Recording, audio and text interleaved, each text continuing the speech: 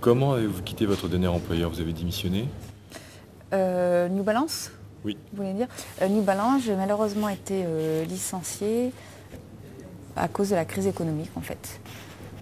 C'était une très belle société, mais qui reste quand même une société à Yémen assez petite, en période de crise. C'est une société qui a été touchée particulièrement. Il y a eu des réductions de coûts, d'effectifs, et malheureusement, je suis partie. Et votre poste a-t-il été remplacé? Non.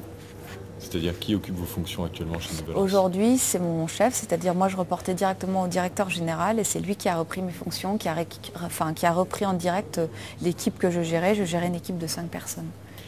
Et comment avez-vous quitté Microsoft?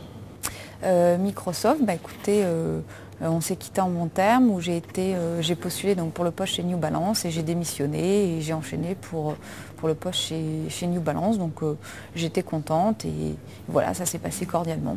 D'accord. Est-ce qu'on peut contacter Microsoft de votre part Oui. pour des références? Oui. D'accord. Une des raisons qui ont fait que je suis parti de mon entreprise, c'est que on avait un projet ensemble et puis j'ai évolué et eux non. Vis-à-vis de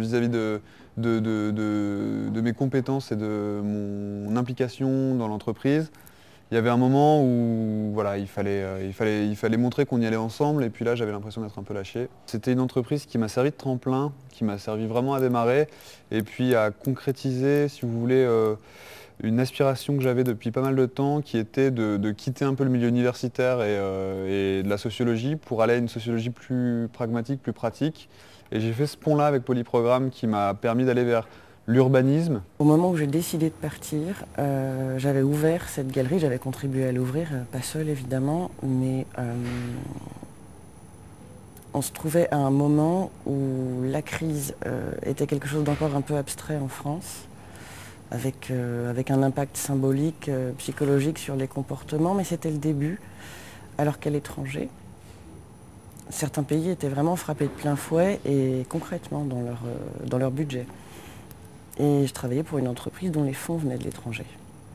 Donc on avait l'impression, au bout d'un moment, de devoir en gros payer les factures avec des fonds qui venaient du FMI. Et qui ne venaient pas. C'est très simple, c'est en fait parce que je sortais du service social, j'avais envie de faire une deuxième partie dans ma carrière et il s'est trouvé qu'il y avait un concours, un poste à pourvoir en cadre supérieur à la direction générale à Noisy-le-Grand et en plus qu'il y avait beaucoup de voyages à faire dans ce poste-là. Donc ça m'a intéressé.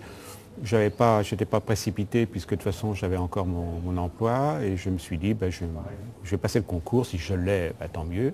Et si je ne l'ai pas, je reste là où je suis. Voilà. Et il y avait un poste à pourvoir, c'est tout.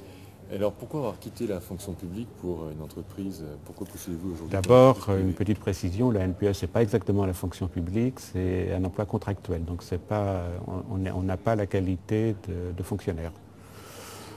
Parce que c'était où je continuais pendant 20 ans encore jusqu'à ma retraite à l'Agence nationale pour l'emploi, où je passais une troisième pour moi Je me suis dit que j'allais rester 4-5 ans à l'Agence nationale pour l'emploi. J'y suis resté 9 ans, donc il était temps d'essayer encore autre chose en approchant, en étant dans la cinquantaine.